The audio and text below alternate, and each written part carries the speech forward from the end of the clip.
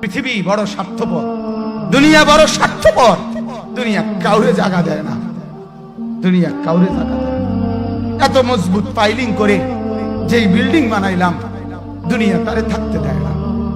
যা বেটা যা, যা তুই লাথি দিয়া বাড়ি করে যা, কবরে যা, কবরে যা। দুনিয়া কাউরে থাকতে দেয় না। দুনিয়া কত ক্ষমতা ধরকে মাটির নিচে ফেলায় দিছে, দুনিয়া কত সম্পদ আলাকে মাটির নিচে ফেলে দিছে, দুনিয়া কত সুন্দরী নারীকে মাটির নিচে ফেলায় দিছে, মাটির সাথে রেজা রেজা করে ফেলছে। আজ আর চেহারা নাই, আজ আর রূপ নাই, আজ আর যৌবন নাই, আজ আর ক্ষমতা নাই। এমন বাদশা ছিল পৃথিবীতে যার হাতের আঙ্গুলের ইশারায় মানুষের গর্দান উড়াইয়া দিত, যার হাতের ইশারায় উঠত মানুষ, বসত মানুষ। আজ বাদশারা নাই, আজ সম্পদওয়ালারা নাই, আজ মালওয়ালারা নাই। দুনিয়া কাউরে থাকতে দেয় না, কাউরে না দোস্ত, কাউরে দেয় না। দুনিয়া দাদারে আমার থাকতে দেয় নাই। আমার দাদারে আমি দেখছি, আজ আমার দাদা নাই। আমার নানারে আমি দেখছি, আমার নানা নাই। আমার দাদিরে আমি দেখছি, আমার দাদি নাই। আমার নানিরে আমি দেখছি, আমার নানি নাই। আমার বাবারে আমি দেখছি, 14 লক্ষ টাকা বাবার পেনশনের আমি সব ডাক্তারের পিছনে খরচ করে ফেলছি, বাড়ির ফসলের জমি বিক্রি করে ফেলছি। আমার বাপ যেন না মরে বারবার বারে হসপিটালে নিছি, কিন্তু দুনিয়া আমার বাপকে থাকতে দেয় নাই। আমার বাপ কবরে চলে গেছে, দুনিয়া কাউরে থাকতে দেয় না, কাউরে না, কাউরে না, কাউরে না, কাউরে না। আমার বাপ দুনিয়া কাউরে থাকতে দেয় না।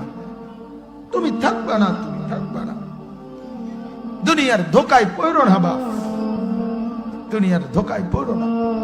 মাকে বুঝান, আজ মারা বেসামাল হয়ে গেছে, আজ বোনেরা বেসামাল হয়ে গেছে, বেপরদার উৎসব তুলে দিছে। এটা যেন আল্লাহর সাথে যুদ্ধ করছে। আল্লাহ করোনা না, তুমি আরো কিছু দাও, আমরা বেপরদিকে ছাড়বো না। যুবক ছেলেগুলো যেন বলতেছে, আল্লাহ তুমি করোনা দেওয়ার চাই দাও, অশ্লীল ছবি দেখা, ফেসবুকে নর্তকী দেখা আমরা ছাড়বো না। দেখি তুমি কি করতে পারো, তুমি যা করার করো।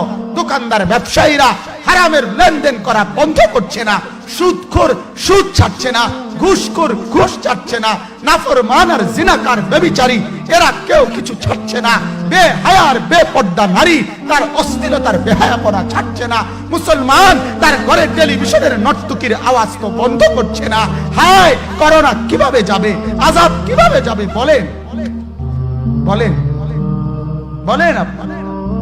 আমার বাপ ফেরাউনের উপরে তো আযাব এতদিন ছিল না, নমরুদের উপরে আযাব এতদিন ছিল না, সাদ্দাদের উপরে আযাব এতদিন ছিল না, কারুনের উপরে আযাব এতদিন ছিল না, লূত আলাইহিস সালামের কওমের উপরে আযাব এতদিন ছিল না, হুদ আলাইহিস সালামের কওমের উপরে আযাব এতদিন ছিল না, নূহ আলাইহিস সালামের কওমের উপরে এতদিন আযাব ছিল না।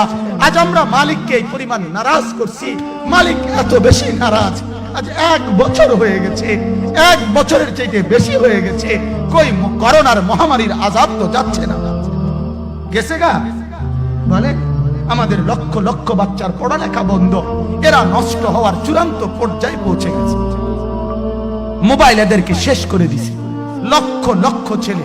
গতকালকে এক মা আমার আত্মীয় ফোন দিয়া বলতেছে, সকাল 10টায় বাচ্চাটা ঘর থেকে মোবাইল লইয়া বাইর হইছে, রাতের 10টায় মা তারে ফোন দিয়া বলছে, বাপ ঘরে আসতি না, ভাত খাইতি না।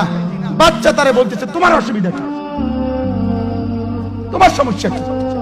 মা এই কথা বইলা কাঁদা দিছে যে, শোনেন হুজুর কদ্দুর দোয়া করো।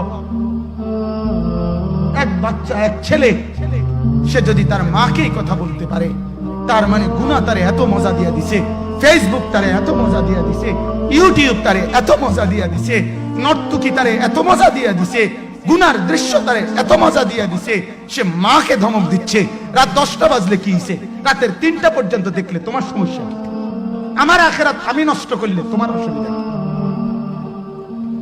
আমার জাহান্নাম আমি ঠিক করে নিলে তোমার সমস্যা কি? আল্লাহ আমাদেরকে মাফ করে দেন, আল্লাহ আমার জাতিকে মাফ করে দেন।